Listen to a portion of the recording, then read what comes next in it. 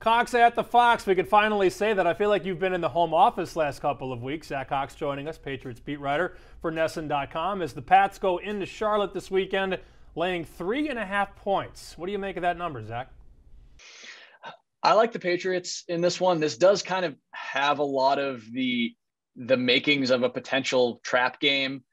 Just given how good Carolina has been defensively, they are one of the better defensive teams in the NFL. But I just look at their quarterback situation right now. Probably no Sam Darnold. I mean, even if it was Sam Darnold, the Patriots, if any team knows how to shut him down, it's the Patriots.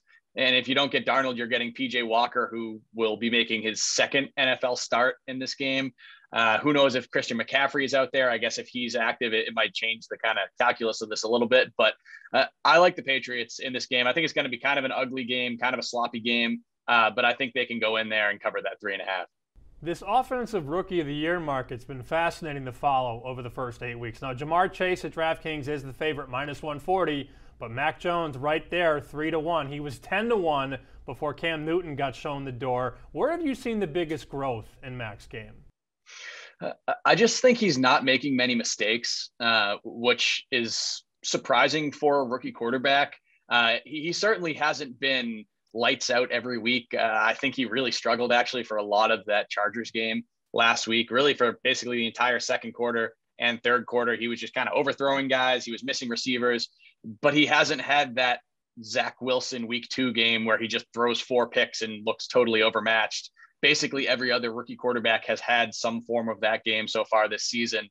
And with Mac, we haven't really seen that, which I definitely think is a real positive for a guy who's still relatively inexperienced. With those rookie of the year odds overall, it's Jamar Chase definitely looks like the front runner there at the moment. We'll see if he can keep up this ridiculous production in the second half of the year. But I think if Mac Jones starts every game, leads the Patriots to a playoff spot, even if they don't make the AFC Championship game or anything like that, even if they just kind of sneak in as a wild card, I definitely think he has a very good chance of being right up at the top of that list. Oh, I hope he gets it done because the boys got some bread on Mac at 10-1. All right, last thing here. You made us some money this year on Jacoby Myers. A couple games you had him over on receptions. One game you had him over on yards. But he goes up likely against Stephon Gilmore this Sunday. That could be an interesting matchup. Yeah, the Gilmore situation is going to be really fascinating to watch in this game. Only played 17 snaps against the Falcons last week in his Panthers debut. We talked to Matt Rule, the Panthers coach, today. He said that that's going to basically be Stephon Gilmore's role again this week, just basically playing as a third down matchup type guy. Maybe that's gamesmanship. Maybe we'll see Gilmore go out there and play every snap this weekend. But even if that is the case, Jacoby Myers has been the Patriots' best third down option this year. That's where he's racked up a lot of those catches from Mac Jones.